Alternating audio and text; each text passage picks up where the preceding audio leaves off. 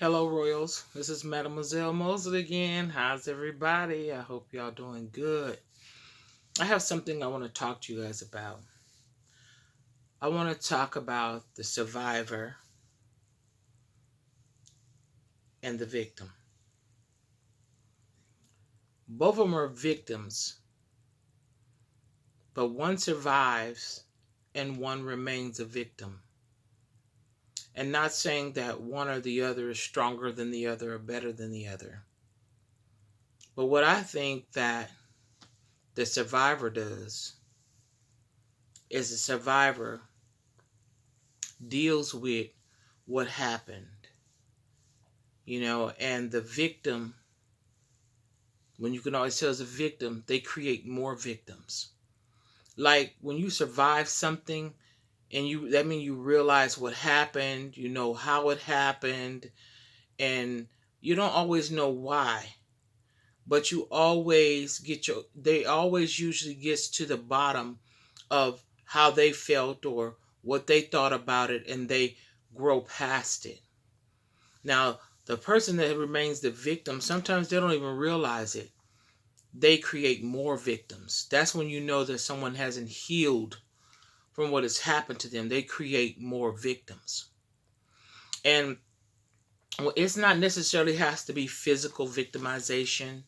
It could be mental. It could be, spiritual. It could be so many different ways that you've been, victimized.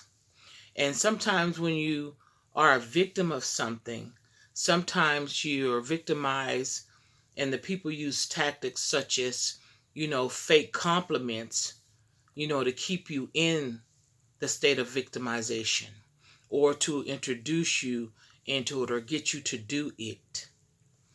And then also another one, the reason why a lot of us remain victims is because we get fake pleasure from it.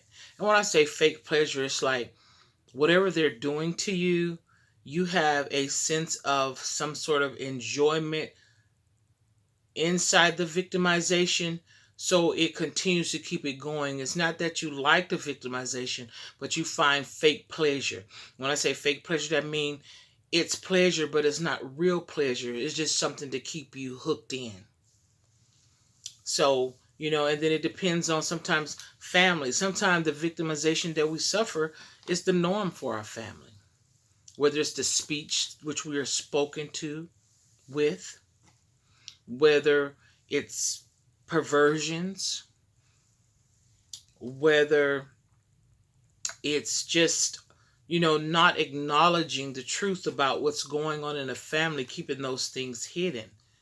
A lot of us have become victims to it. Now, I'm just talking to all my royals, but I'm talking to each and every one of you personally. You know, I'm not trying to group everybody together. I'm not trying to make anybody feel bad or good about the situation. We just need to get to the bottom of it. But the bottom of it is every one of us who were victimized and became victims through some victimization, it was meant to keep us from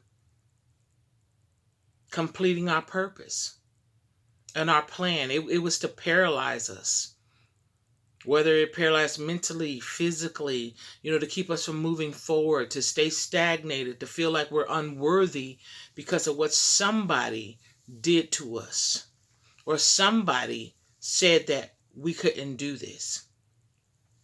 But I say this today, that it's never too late, that we can move forward and we can become survivors. And survivors teach other people how to survive. But if you want to remain a victim, victims just create more victims. And I know we don't want to do it. That's why there's so many people today that's doing the same things, victimizing people over and over and over again. And usually when they get to the bottom of it, the victimizer was a victim as well, not justifying anything that a victimizer does to anyone.